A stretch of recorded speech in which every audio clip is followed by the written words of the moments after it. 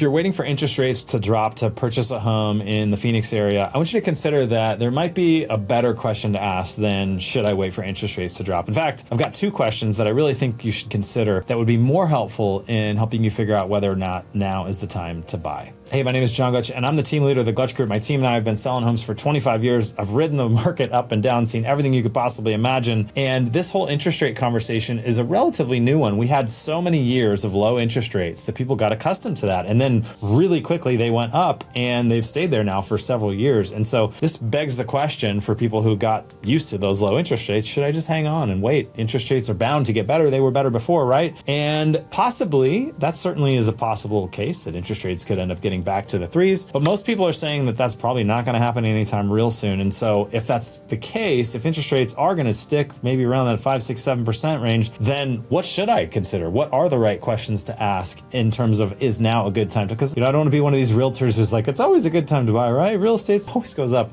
That's really not true. There are certainly times when it would be better not to buy. And so I want to be really real with you and help you walk through the two questions that I encourage our clients to ask as they're considering whether they should buy or whether they should rent. All right, the first question is totally emotional, not mathematical at all. And then the second one is pure math, right? So let's talk about the emotion first. So the emotion of it is, what do you want to do? Do you want to own a property or do you want to rent a property? There are certainly benefits to owning a property, and there's downsides too, right? The benefits are the emotion of, this is mine and I can kind of do what I want with this thing within a reason, right? And I can paint the walls and all the cliche stuff. The downside, of course, is now you've got a house to maintain, and all the things that break are on you. That's your problem now. It's not the landlord's problem. And so there's pros and cons, and I won't go into that too deeply. I think you probably understand those. But I think oftentimes we are underweighing the value of the emotional decision. At least I do. I over-index on kind of the math, and instead of really thinking through what's best for me and my family. As we made our most recent home purchase, we bought a home about a year ago with the interest rates being high and all that. And it was a big payment to stomach. And as I really weighed it and thought about it and prayed about it, I thought, well, ultimately, I just think this will be an awesome place to raise my family. I think they're going to love it. And I haven't regretted it a single day. I've been so glad to be in that house. And when I have to make that huge payment, it's okay because I'm loving being in this property. And that really, really does matter. And so that's a significant thing. So my first advice to people always is, what's your life dictating? What do you think? What do you want? What do you feel like? And weigh that in. That's a big part of the equation. That being said, of course, there are some numbers to deal with here, right? And so the second thing to think through is, I don't think interest rates. I think it's way more about home prices. What are the values of homes doing in whatever part of town you're interested in purchasing in? So as far as this metric goes, because ultimately interest rates don't matter, what matters is for you two things. One, payment. Can you manage the payment? So let's assume you can, that maybe it's high, maybe it's low, but you can stomach the payment, right? You can qualify for it, and maybe it's pretty similar to renting, or maybe it's a little more than renting, but not much more. That's kind of what's happening right now is depending on what part of town you're in, renting could be a little bit more or a little bit less, but it's not really out of sorts like it was in 2005 where it was way cheaper to rent. That was like a problem. And so we're not experiencing that. So let's just assume the payment you can deal with. Now the decision comes down to, am I buying a sinking ship or am I buying a ship that is rising with the tide? That to me is a much more helpful and significant question than what's happening with interest rates. Because the great news about interest rates is whatever you get today is the highest it's going to go. Unless you get an adjustable rate mortgage, which I don't know if I would do in this environment, then you're locked and it can only get better. So you're not going to miss out on interest rates getting better a year from now or 2 years from now because you could just refinance, right? So you really are marrying the house price and dating the rate. So don't worry about the dating part, right? That you can always change down the road. Let's talk about what you're going to marry, which is the price of the home. Are you buying a house that's going to cost you more a year from now than it does today, or that would cost you less? So pure and simple, that's what it boils down to in terms of the math. And that really varies across the valley. There are parts of town right now where if you buy a house today, it will be worth less in a year, almost for sure.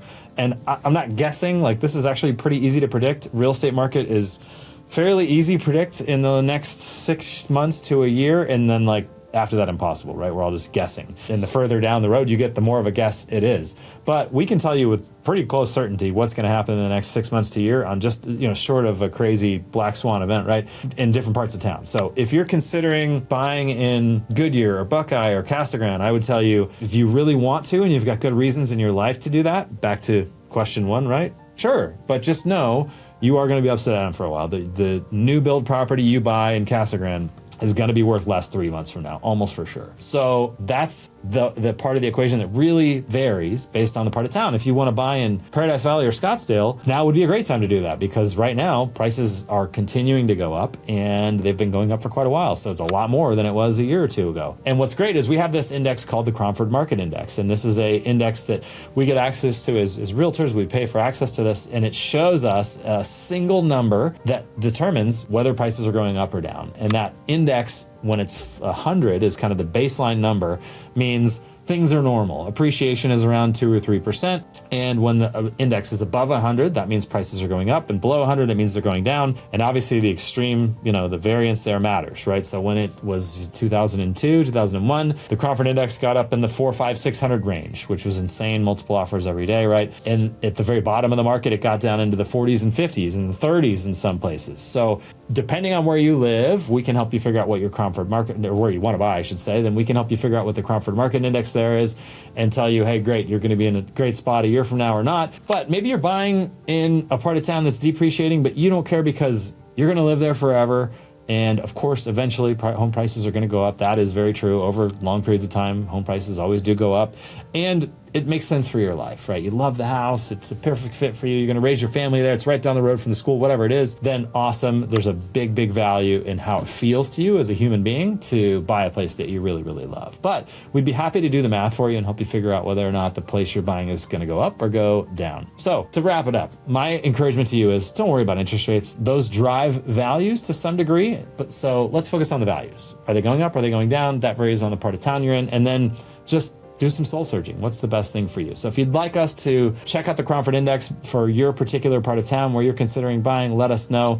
Or to help you figure out, maybe you can buy a property that's needs a little work, a little distress, that you can get some equity on day one and be right side up right from the very beginning. We can help you find a property just like that too. So feel free to reach out to us, drop a comment below the video here, or shoot us an email at contact@gluchgroup.com, or give us a call at 480-378-6700.